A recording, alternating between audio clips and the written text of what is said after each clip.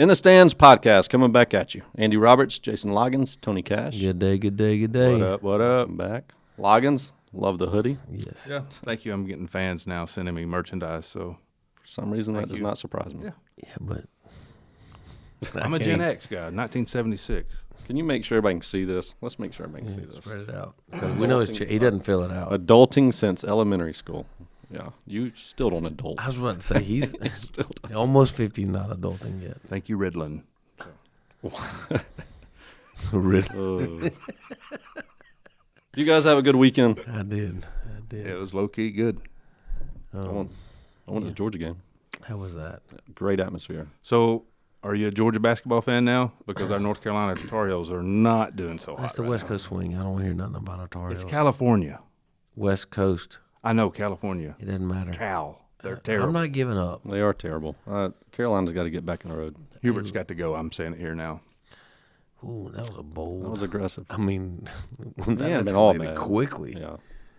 Yeah. I just think they're in a rut, and it's fine. Let them be now. Get February, get hotter, and then when March comes around, they'll be good to go. I understand that, but you see Duke that are running, and I can't.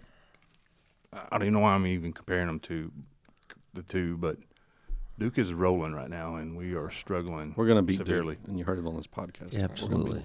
Wow, I think that'll we'll make the split, season. We'll split the series, and I bet we'll split away. So we'll beat them at Cameron, and then they'll come beat us at the Dean Smith Center. We'll see. I said what I said. I just I've already said it. Well, Georgia, back to Georgia, the Yeah. winning team right now. There we go. Yes, they were great. Not been to Stegman in a while. Great atmosphere. Sold out game. Playing Arkansas. Number one Calipari, ranked Calipari. offense. I think they're the number one team in the nation. Threes were raining. I Listen. mean, I went to a Georgia game earlier this year. They got as many managers and coaches as they do players. I told my sons that. They really do. I looked at Grant and said, I think it's 1-for-1 coach to player. Hey, And they might have more, actually. They might. You know, there's a curse on Georgia basketball. You need to go look it up. Go read the curse on Georgia basketball. This goes back, I think, in the 80s. Yeah. So hopefully this team can break the curse. I hope. They look good. I can tell you that. Oh, yeah. They're big. That number two, that big guy. What is he, 6'11", 260, 265? Yeah, and he can play. He can move. He's got an man. attitude too. So Yeah, that's he what does. you They gotta- had to refrain him a couple times in that game. Oh, I didn't see that. Yeah, We- but it I was. watched it. I saw him play Long Island, so. You got to have some aggressiveness, though. That was good. It was fun to watch. You got to have that dog in you, Andy. That Yeah, dog. that's true. That's true. I bet you won't bark like one. No. Oh. Here we go. It's too early. Also, we had our annual Divine Baseball meeting. It was a recruiting meeting. First of all, I do have to give props out. I'm going to put a plug in for Divine Baseball. Travis Divine, that owns that, just runs that like a business as it should be. Does a great job at this meeting. He's got someone full-time on staff that basically is over recruiting. So helps all the players in the programs. If you want to play college baseball, you want to go to the next level, keeps up with the rules for the NCAA, helps you get your name out there, highlight videos, but really down to earth to the players as far as Good. expectations if you want to play the next level, because it's few and far between. So just great meeting, but it's the second time I've been to it. So it just got me thinking a lot. Just unbelievable. Some of these numbers here I know were jaw dropping for me. I could have guessed maybe somewhat close, but I would have never thought this low. So I know we talk a lot about this. I know we've got a lot of athletes in Hall County in a lot of different sports. I know a lot of them want to go to the next level, but we need to keep it, real and what's expected. NCAA D1 to D3, only 7% of high school athletes go on to play in college. Yep. Period. 7%. That is a very low number if you start thinking about it. Less than 2% earn a scholarship. Yep. Another interesting thing I heard, for pretty much any baseball player that tells you they got a full athletic scholarship, they did not. No. There are a few of the big Full rides. colleges that give out one full ride a year that even have the money. They don't have it in the budget. Yep. If anybody tells you they have a full ride, if they do have a full ride, at least 80% of that money is coming from education, Yes. tuition. So I thought that was extremely interesting. So it just makes you think a lot. You know, you talk about that, just in baseball, football, that probably the biggest sport, right? There's approximately 20 to 22,000 athletic scholarships available across all levels of football in college. 20 to 22,000. That's nothing. Nothing. That's a drop in the bucket. Mm-hmm. Baseball is actually the highest to send players, 8 to 12%. But are you ready for this? 90% of those players, now think about it, only 8 to 12% of players will go. 90% of those players, D2 and lower. 10% of 8 to 10% are going D1.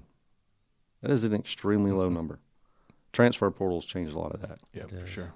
You can go look at Georgia's roster right now, Georgia baseball. All right, so what? Probably the biggest in the state of Georgia for baseball right now. Yep.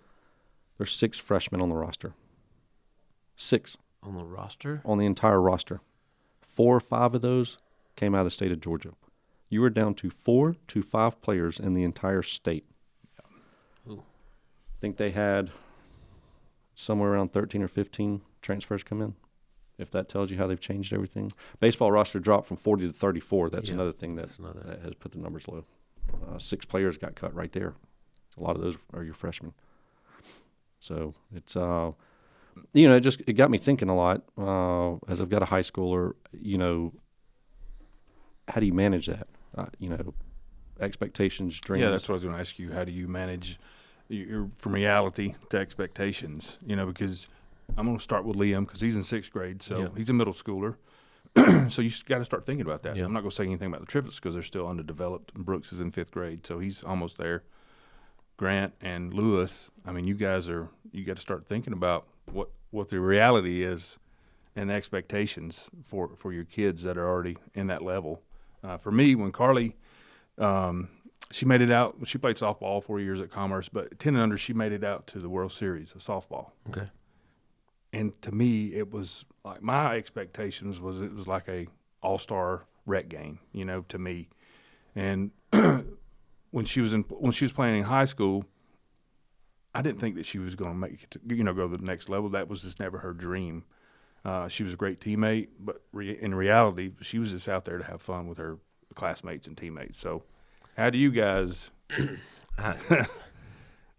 going to learn from Andy. Yeah. Because, Liam is in 6th grade.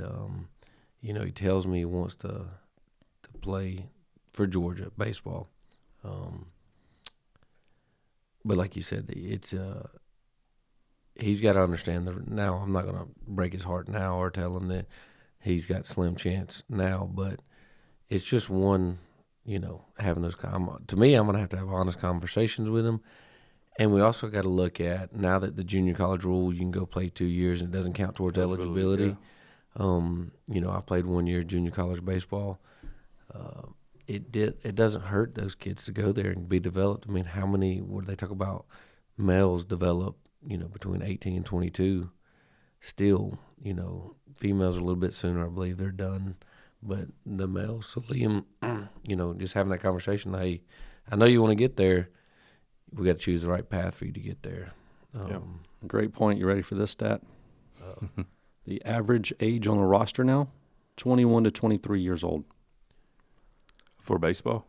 Or Yes, any yes. Okay. Well, Because the transfer portal. Yep. I know we're also, still probably the tail end of what COVID did. But now with JUCO, those 2 years not counting against you, you know how many players are going to go to JUCO, and you better be willing to do it for 2 years, and then hit the transfer portal. You still got, I believe, 4 years of eligibility left. So this age is staying up there. But to your point, you're still developing. Yep. You're still maturing at 18 years old. So it just got me thinking a lot that as an athlete, you have to mean what you say. Number one, as a parent, I think part of the managing the expectations is we can want it for them all we want. mm-hmm. If that athlete does not truly want it, Yep. it's probably not going to happen. And when we say truly want it, you better be willing to go D2, maybe D3, JUCO, if that's a better route for you. If you can truly understand that, look, go put in 2 years of hard work and then look at the doors that can open for you. And it's a job. Whatever sport you go to, you Yes. go to college. It is a job. It's work. So you have to truly want it. I would like to know. I'm not. We'll look this up later. I would like to know the percentage also that go on to college and quit after the first year or second year, Oh. Yeah. because I'm sure that's First probably semester. a higher number than you expect, and maybe first semester. Well, That Divine keeps this real as far as the expectations of that. They tell you your freshman year, if you go on to play baseball, your freshman year of baseball is probably one of the hardest things you'll ever do in your life. That it's not. Very few come back and say, "Oh, that was fun." It's that's it's why I hard. quit. And you talk about it being a job. I tell people I quit because it's too much like a job, so I got a real job. Yep. So at the end of the day, I've really thought about this a lot for the last year. I feel like Alice and I have stayed grounded with this as far as helping make the boys understand how important it is. But they talked a lot yesterday about this. It can sound cliche. Education's your number one Yep. goal. I'm the best advice I can give everybody. I'm not preaching here, but for all those parents listening that have middle school, high schoolers coming up, if you're putting more emphasis on whatever sport they play for training and for tournaments and showcases than you are grades and education, it's going to be a long, rocky Humbling. road. Yes, and it's going to be humbling. Well, my brother, he was fortunate enough to get drafted out of high school. Got a great signing bonus. Never played in the big leagues. 8, 9 years hard work, never got there. And that's the thing people got to look at too. Is like you talk about education when they go to college. What are they going to college for? Is it to make it to the pros, or is it to become a professional, getting your education, your degree, whatever that may be, and utilizing that after they get done playing? Again, if you're 21, 22, 23, when you look at Indiana tonight playing, their average age is, I think, 23 on offense, which is unreal. So you're right. Education's got to be the key to it, because it's so hard to make it to not only make it there and then stay. Sustain it, yeah. The average, this was again, I just thought was a great statistic and something everybody should know. So grades, they put up on the chart 4.0 down to basically a 2.2, 2.3, because you're going to have that just to even be eligible. Right. The percentage, so if you 2.3, you've got 20% of schools that can even look at you or that are going to look at you. 3.0 all the way to 3.0, which is good, right? I mean, it's not a bad So GPA. 2.3 to 3.0. 20%. Okay. 3.0 only goes up 50%. So 50% of the schools out there are going to look at you. So that was jaw-dropping to me. Basically, to get to 100%, 3.5 is going to get you to 73%, I believe it was. So 3.5, okay, 3/4 of the schools are going to look at you. 3.7 or higher to have 100% of the schools even look at you. 3.7 or higher. So under a 3.7, I'm not trying to discourage anybody out there. I know it can be even, a lot of these athletes can do everything they can and still be in the low threes. That's okay, but I'm just keeping it real. Yeah. 3.7 Being or honest, higher yeah. to have all the schools looking at you. Did she talk about, because in Hall County you can get 30 hours of credits for free if you do the cohort or the dual enrollment? They talked about, so you can go to ncaa.org and it will actually lay out for you what classes are eligible now to help with that. Okay. As far as what classes you can go ahead and take in high school, that colleges will, even athletic programs will look at and go ahead and give you credits for, and could actually help boost you getting that offer from them. So it was very, it was a lot of great info. And, and they talked about all sports. Of course, that was leaned towards baseball because that was the organization, is a baseball organization, but they talked about a lot of it. Again, any kind of scholarship that's out there, if you're going for a scholarship, it's got to be education. We all know with injury that can happen tomorrow. I hate to even have to talk about that. I know we've got a couple close friends that have kids that had a dream of playing in college, and still the dream's there, but a lot along the road now. Yeah. You never know when that's going to happen. So anyways, the scholarships out there, 80% of those scholarships still come from educational scholarships. So at the end of the day, it's the number one priority. Yes. And again, they talked about the percentage. you ready for this? So 7% of all high school athletes will go on to play college. 1% will go to the next level. 1%. Is that 1% of the 7%? Yes. So, bottom line, even if you get that D1 offer, the county's been talking about you for 4 years, you're one of the best to come out of here, still a low percentage, you're going to the next level after that. So my point to all this is, all in all, it's still to get a great job when you come out and a great career when you come out of college, whether you're playing a sport or not. So it's just eye-opening that, as parents, and I've been there, the excitement, your kid wants it. Oh, man, I think they're good enough. That, look how good they've been at a young age. And really reality is the odds are you want them to get a good education and come out. We went fishing in Tampa back this past summer, and we went on a boat. We had our guide on the boat played in the MLB. So his boat was wrapped. Big league. I can't remember the name of the boat. Big league something. He was a pitcher. He actually had a stint with the Braves. I think the Blue Jays and the Braves. He was in there 3-4 years, I guess. And we had a great conversation on that boat. He's got a 10-year-old son, just now getting into baseball, looking at just local travel type deal. And he told me, he said, look, I've been there. I made it. He said, not for long, but I made it. He said, I would still tell my dream right now, my goal is for my son, if he loves baseball or another sport and he's good enough to play in college, he said with an NIL, he said my number one goal would be get them some NIL money, save it up, get a great education, and you're set up when you get out of college for a career. That makes sense. Well, that's what I was going to say. But you see all these kids transferring multiple schools in their 4 or 5 years. They're just chasing money to me. I don't think they're chasing that education. Well, that's what Calipari said on one of his post-game interviews, where if you're in your 4th or 5th school in 4 or 5 years, he goes, how many of them have degrees? Yeah. What are you there for? And how many have that 3.7 GPA? I mean, That's tough. come on, let's just get real here. I didn't have a 3.7 when I graduated. I was a solid 1.2, but I don't think you can graduate with a 1.2. But I'm not. Is that why he had to go back to 12th grade? That's what it was. He reclassed himself, so you can't give him too hard. No, North Hall reclassed him. Don't get it twisted. Okay, well. No, but it's the. I think we got to be able to, for our kids, they got to understand the reality of the situation. But they also got to understand playing at any level of college baseball is awesome, or football, whatever. I think if it's your dream to play college, you can't just be upset because you didn't go Division I.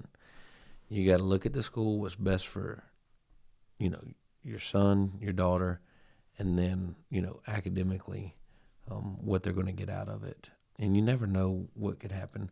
The good thing about professional sports is they have scouts everywhere. So if you've got the tools, you got everything, and you're meant to make it, you will make it. If not, go get your education, get a good degree, get something, and then come out and get a good job. And that's the one thing it's teaching you on a team, learning how to play with teammates. For the most part, that helps when you go into a job, a career. It also helps you. The one thing I think these transfers are not learning. How many of them just transfer because they're not happy? So when you get into a job, not everything about our careers, our jobs are happy, right? Somewhere else, yeah. Oh, and you know what? I'm going to go here. Like, next thing you know, you're going to have 10 jobs in 10 years because you can't figure out what you want. That's just having that conversation. Liam says he wants to be UGA baseball player. I want him to be. Well, Sure. How you get there. It's not how you start, it's how you finish, right? So that's what we got to work on. Another big topic, social media. What's that? It can make or break you. So they did a great job of talking, again, in all sports, how important social media is. They even made the comment, a parent asked, what about, they were talking about you need to have a profile, basically X, YouTube for highlight videos are your two biggest right now that scouts will go to. Yep. So it talked about keeping a clean, simple profile, not one of these long nicknames, with underscores and all that, because people aren't going to be able to find you. There's a lot of good info. But basically, it could also break you.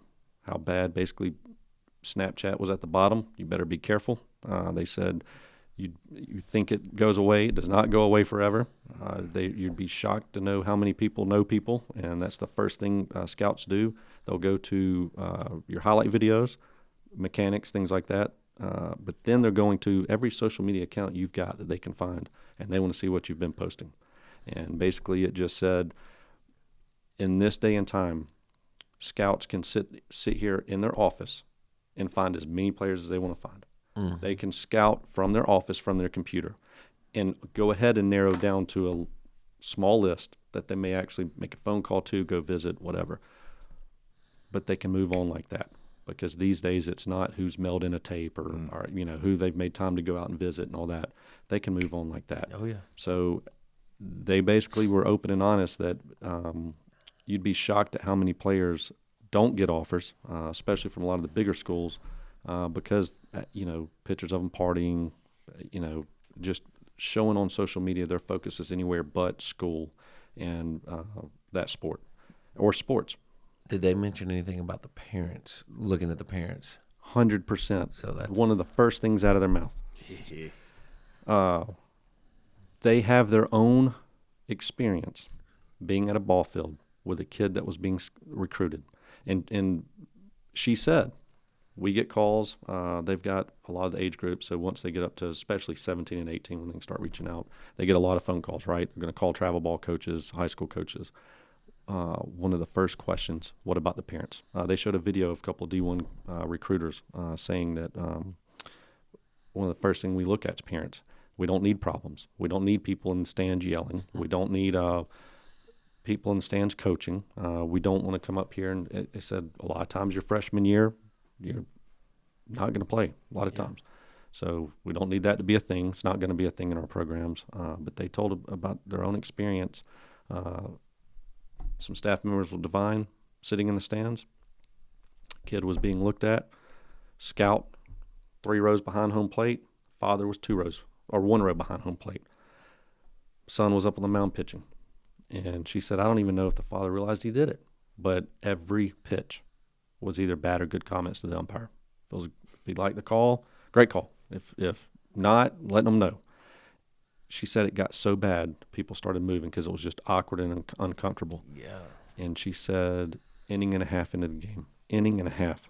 Scout left. Stands up, walks out. Done. She said, we've seen it more than once. And she said, if you don't think that's important, she said, basically scouts go to these games, no matter what sport.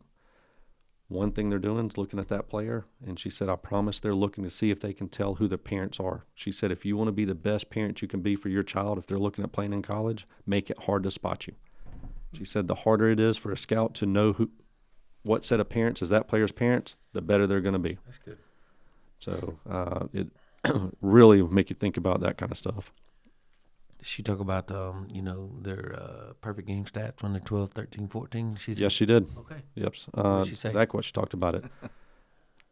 Scouts have never asked them, nor do they care, what your child is ranked, what tournaments they've played in, anything they've done below 15U. They don't care.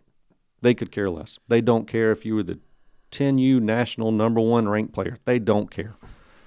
What they care about is what you're currently doing, how much work you're putting in. They do physicality. She did talk a lot about it. They do want to know, are you in that gym? Okay. Are you working out? What is your strength like? Because, again, remember that average age, 21 to 23, and this is when she went into the average age, because now they do want those freshmen to be able to at least compete with those kids. They know they can develop you. They know they can make you bigger, stronger, faster, but they don't need to know it's going to be a job for them. Correct. It's too easy for them now to get players. You've already got the habit. They just want to be able to put the muscle or whatever on you. Yes. Okay. So they do not care at a young age what you were doing. They don't care. They want to know now. She even brought up the great point that for these players, I know this is probably a little bigger in baseball just because travel has become so big in baseball, and it is a business now. They don't care if you're on a national team or not. They don't care at 17 and 18 if you're on a national team. Now, if you're on a national team and you're starting and got great stats, yes, it could help you with some areas because of the tournament you're going to be in, Right. because of the amount of scouts. That's natural, right? So if you're good enough to go to that team and start and be a big-time player, she said not a bad thing at all. It could help you. You can go to the number one organization in the country, be on that national team. If you're not on that field, it does nothing for you. They're Yeah. coming to see you play. I'm about to say, And she said you've still got players that, the players, the parents, their focus right now is so big on what organization they play for that maybe they'll give up some playing time for it. She said you better get that out of your head. You go to a team you know you're going to play on and play and let the stats prove itself. Do not get caught up in what organization you play for or what team you play for. So my advice there is I would just financially need to think about that. One thing about these bigger programs is it costs a lot of money. oh yeah, And the last thing you want to do is pay a lot of money, your child not get a lot of playing time and not even really getting looks. Well, that's what's going around there. Everybody's creating these travel ball teams, and I think it's just a big money pit. I mean, some of these people, unfortunately, should just be on rec ball because they do not belong on travel ball teams with going against a higher caliber competition. So if I agree with you, but the problem is we've taken so many, and I'm gonna say we because I'm part of the problem, right? Liam's age is in our area. We've saturated with travel ball teams. They're not in the rec program, right? So then, unless we all say, you know what, we're done doing travel baseball, we're gonna go back to rec. The rec programs, unfortunately, they're not good. The competition's not that good. We talked about Gainesville, the pitching and everything, how they're not being developed. So, it's interesting. Liam was on a travel ball team since he was 9. The triplets, they turned 9 in February. And my boys are going to play rec ball. We're not doing travel ball. Watching Liam, I'd rather them just develop, have fun, want to play baseball, not make it be a job. Well, and here's the thing about that very point. And again, I'm not preaching. I've learned a lot of this. My view from when Lewis was 10 or 11 to now with Brooks at 10 or 11 is completely different. My focus is completely different. When Lewis was 10 or 11, he was playing for the Gainesville Reds, and I think I've talked about this on there, that back then, it was a good baseball team. It was a great group of boys. Most of them were in the Gainesville school system. And, sit around and talk, these kids are going to win a state championship. Look, they're here at a young age. And don't get me wrong, if you've got a great group that end up going on to play together and stay with it and all that, they will have a good chance to be really good in high school. But that's so few and far between. Back then, you thought those group of boys were going to be playing baseball all through their middle school and high school careers and playing together. There were, I think, 12 on that roster. And then over a couple of years, you might have had one kid leave, one more come on. So let's just say 14 kids, give or take. There are 2 kids currently still playing baseball. 2. They're in their sophomore year of high school, 2 of them. One of those is at Gainesville. The other one is Lewis, who's at Lakeview. 2 kids off that roster even still play baseball. And back then, I know the ones that know us and that group of boys know that back then you thought those boys were going on and all that. I'm now watching current teams, the kids we know that have been together and won some big tournaments and are thinking the same thing. I'm not discouraging them from doing it. Here's what I'm telling everybody out there. You better make it about fundamentals and getting them better. Oh, yeah. Right. Too many are caught up and wrapped up in, are we going to win this weekend's tournament? Are we good enough to go win tournaments? It does not matter. Nobody out there cares if you win a tournament this weekend or not. Nobody cares. Scouts don't care. Future high school coaches don't care. Really nobody cares about what you're doing, period, right now. The only thing you can do for yourself is focus on fundamentals and getting your child better at whatever sport they're playing. And so for baseball, it's are they on a team that is running great practices, that you truly see your child Developing getting them. better, develop them. Yep. Brooks, he didn't play T-ball. He didn't play coach pitch. He pretty much came straight into kid pitch. So he was behind, right? So right now the focus is trying to catch him up and trying to get him better at the game of baseball. And literally, I wish I could go back to Lewis in that age group and just focus on having fun. Yep. Let them truly, and everybody can hear this and say, you know, if you agree with it, oh yeah, that's great, let's go do that. But if you go right back into that trap of, hey, are we winning tournaments? Is this the best team around here? I promise you, it could cost them. Burnout's a real thing. Oh yeah. You know, I'm not saying your child can't do that sport year round. There could be some good come to it, but there's a reason you continue to hear recruiters going, the first ones we look at are multi-sport athletes. There's a reason. Your child is not built for year-round sports. I've heard, again, we've talked about it before, but you hear parents say, well, this is all my child does. They're built for this. They're not built for it. No. Nobody is. You've got to have rest. You've got to have breaks. Burnout's a real thing. Injury. Well, it's funny you talk about rest. Rest doesn't mean sitting on the couch, Correct. getting on the phone or the iPad or watching TV. Rest is just getting away from the sport. Go do something else. Don't just, because you're right, burnout is real. People mistake that word rest for, oh, he's got to be or she's got to be just sitting. No, let them do something else. Play soccer, cheerlead for the girls, you know, flag football, whatever it may be. You're right. Don't get just wrapped up and I got to play this one sport. Recruiter's going to ask. They're Yeah. going to ask, do you play multiple sports? No, I just play this sport. Okay, do you play it year-round? Yes. Okay, well, tell me how much. What all are you doing? They're looking for, are you just doing this 24/7? Because they're looking at the possibility. What's the possibility of burnout? They don't want your burnout to happen freshman year of college. I promise you that. Also, how much wear and tear have you put on your body? Yep. Okay, the flip side of that is exactly what you just said. Now, if you do say, no, I don't play it year-round. Okay, well, what else are you doing? Well, I don't do anything else. A couple months, I don't really do anything, or 4 months, I don't do anything. Yeah, we want you doing something. Yep. That's why you keep hearing multi-sport. Also, like you said, playing another sport is keeping you active. It's keeping you engaged in something, but different body movements. Yep. And so it's still resting what you're doing in that other sport. And that's why they're looking for that. Again, I'm not trying to say we don't agree if you're playing year-round. There is a way to do it, but what I hear a lot of times is I can hear in parents' voices that they feel like they have to play year-round, No. or that's the only way their athlete's going to be better, and that is absolutely No. garbage, to And be you, honest. and you got to get rid of the fear factor of getting injured, Yes. because It's going to happen. it's going to happen. But I also think when you play other sports, like you said, different body movements, that means different ligaments, different muscles, all that's being engaged.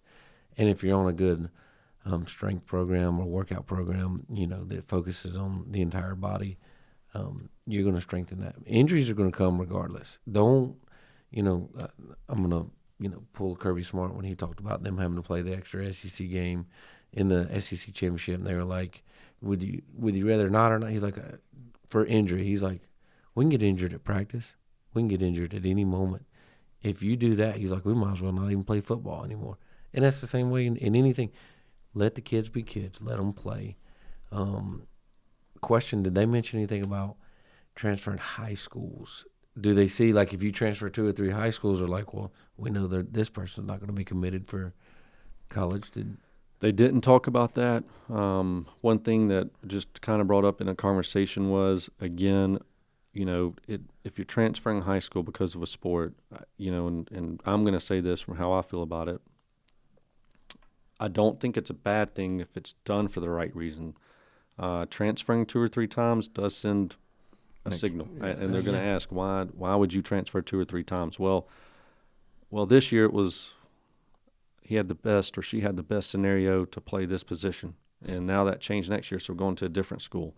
Yeah, that's not a good sign. No. That did come up in conversation. I think we all know, if it's a coach, if it's a group of athletes, there are some scenarios maybe that doesn't fit your child for that there are some scenarios I think that,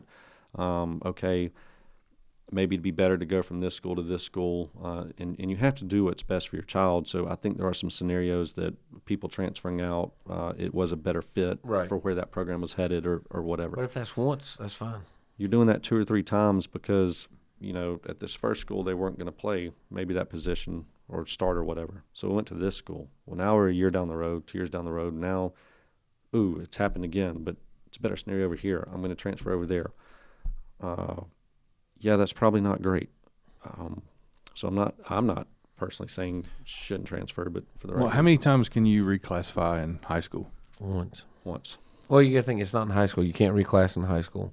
Remember, Dr. Scott said you have to do it before high school, because once you get in high school, you Yeah, correct. miss a year. Well, of how are you a 17-year-old freshman then? Well, the problem with that is when they turn. Because you only got one more year because you can only play till you're 18, right? No, you can play 19. Yeah. 18 going on 19 in the No, summer or you can whatever? play 19, but you can't turn 20. Okay.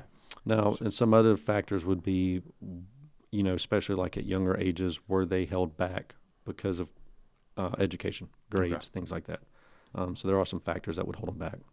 Just reclassing because you want to reclass is different. I mean, I also think that's going to change over the next few years, depending on how the NCAA and how everybody approaches the NIL and the transfer portals and all of that. Because I think once you slow that down at the collegiate level, then it's going to have to slow down at the high school level. Because then, again, if you're looking at development, getting into a junior college or a small D2, D3 school, I don't think you need to reclass as an eighth grader and sit out an entire year as an eighth grader to be, a 16-year-old freshman.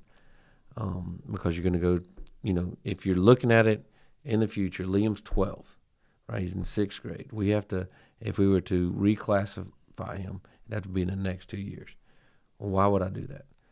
The only reason I would do that is athletically. He's in gifted classes. He's smart. He's not going to need it Except for his academically. mom.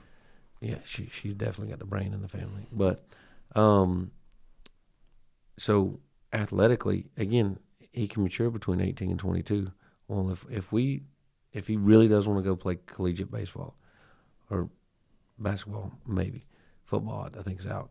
Then we got to sit down and look at the path to get there. And if it's going to a junior college, and now that they're granting so many waivers. I mean, when you can play when you're 22. I mean, let's look Carson Beck. He was asked at Media Day, National Championship, when they flew down, or actually didn't fly down. They were there. He was like, "Hey, did you have to leave school in your class early this and that?" He goes, "I graduated 2 years ago, so no." Like, I know. how is he? Are they getting MBAs? Is my question.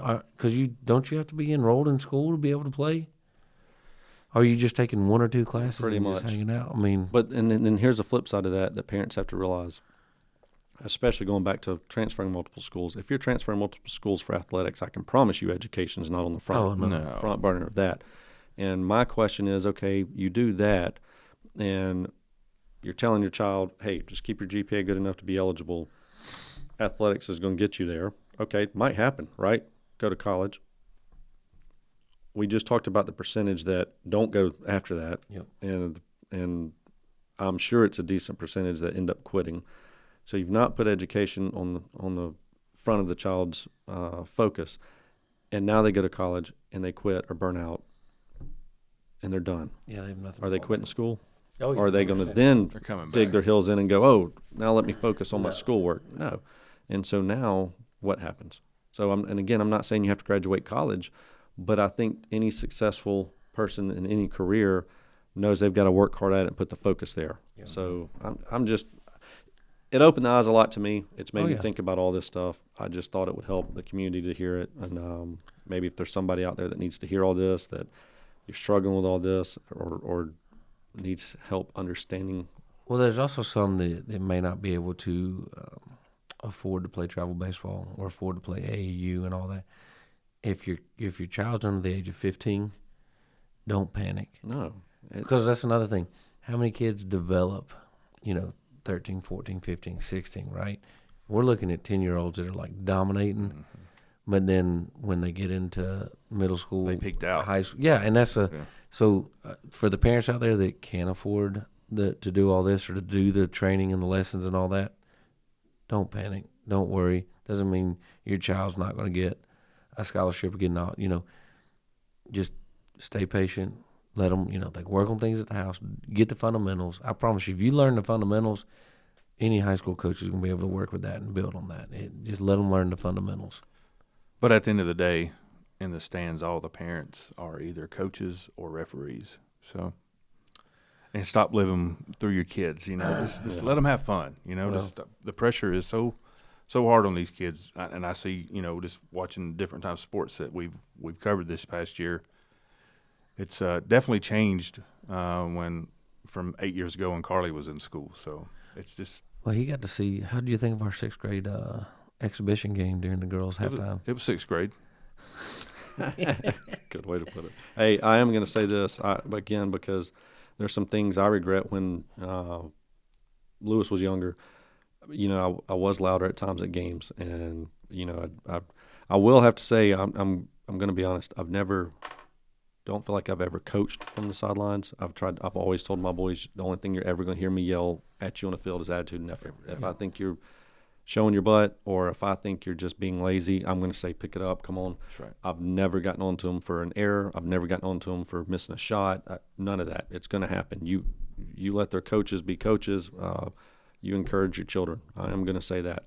But I have, as far as getting on umpires and things like that, refs at basketball games, I've done it. I did it a lot more when he was younger, and now I realize it's all for nothing. And most of the time, these refs are not getting paid much. Not that doesn't mean they shouldn't be the best they can be, but they're also not going through much training. They're getting paid $50 an hour now. Sometimes. And in Hall County, it's $50 an hour because we're on the hour now. Right. Now, So, at $50 an hour, to me, that's a highly skilled position that's getting paid. all right, that might be the pay might show you that, but I would love to see. I'll never forget Park and Rec Basketball Elite first year. There was coaches meeting. They don't do that like they used to. Head ref, the reffing program.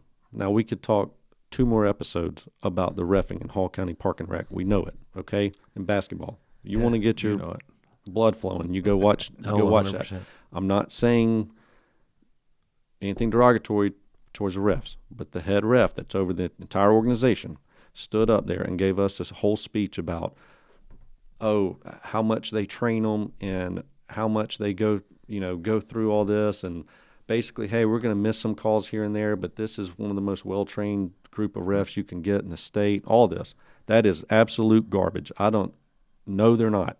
They show up, they basically got the rules. Well, but you're right. The pay would reflect that they should, but that is not the case. no, I agree. That's what I'm saying. The pay's there, right? Like, I mean, I've even had conversations with Tara, like, hey, if we do Elite next year, I may go ref every Saturday. It's 6 hours, $300 a weekend. Starting at 9, done at 3. Hanging out. Absolutely. But the problem that I have is the refs are not consistent. Doesn't matter which gym you go to. Now, we played at East Hall this past weekend. The refs we had were great. They were the best. Did they screw up? Yeah. Did they miss several calls? Yes. But they were at least consistent, and they, and my wife, I love her to death, but she gets so fired at the refs. She'll tell them to call walks. 2nd, 3rd grade, you got to start learning to dribble. Fundamentals. And she wants the ref to call a double dribble or a walk every time. And they'll be like, well, your team's doing. She goes, then blow your whistle on us. I'm not saying to just call it for them. I'm telling you to call everything the way that it's supposed to be. And they just won't do it. I think they're worried it'll drag the game out, Well, my point, we could talk about this for another hour. Yeah, But we get off subject. My point there is, I'm just telling you from experience. You'll remember some of the big highlights that your kids do, and even I know you coach, so some on the team, you're going to remember the great memories. You're also going to remember the bad ones, where you showed out too much in a bad way and yelled, and it's at the end of the day, 80% of those this season right now that you're involved in, you're not going to remember it. You're not. And it doesn't matter. It doesn't matter if they won the game, lost the game, whatever. It matters. Did they have fun? And it may sound cliche, but it matters. Did they have fun, and are they developing as a player if they truly enjoy that sport? That's what youth sports should be about, period. You want a period. You want to have less of those memories of you yelling, technicals thrown out of games, all that. I promise you want to have less of those memories. That's my only point there. All right. Hope everybody enjoyed this. Now we got to wrap it up. Yeah. We could talk all day about this. We are, we'll talk a little bit more. We're getting close to the end of these seasons. I know swimming had their Hall County Championships this past week. When we get those results, we'll update that. Wrestling, I know they had the team state duels. I'm learning a lot about this. Individual states are coming up the next few weeks, so we'll be updating on any success there in North Georgia. Basketball, now we're gearing up towards the end of region play for everybody headed into the tournament. I know Gainesville's still 19-0, very impressive. Basically, college prep team over there. Oh, yeah. You know, those boys can play. I think Cherokee Bluff's still doing pretty well. Yeah, we took a loss Friday night, but yeah. Lakeview's 11-game win streak, so we'll see what they do. But anyways, We'll get back to catching up on sports. Oh, North Yeah, All well, Girls it was- beat Lumpkin County over the North weekend. All Big- Girls, big let me win. tell you Yeah. something. That is a young Yeah. group of girls that are playing defensively. Unbelievable. Yeah. Love watching them play. They are just doing a great job. I know Cherokee Bluff girls still doing well. Yeah. So, anyways, it's fun teams to watch. Yep. We'll Looking forward to it. we'll update everybody in the next few weeks on all that and get everybody caught up. And before we go, if y'all have questions or comments or whatnot, you can drop it on YouTube. We got Instagram. We can put our email up there as well if you got more questions about the recruiting that Andy talked about, or any questions if you need guidance. Facebook. We can't guide you, or we can give you reference to go talk to. Exactly right. Thanks everybody for joining. Have See a good ya. week. If you like this episode, please like, subscribe, and follow us on Instagram, Spotify, and YouTube, In the Stands Podcast.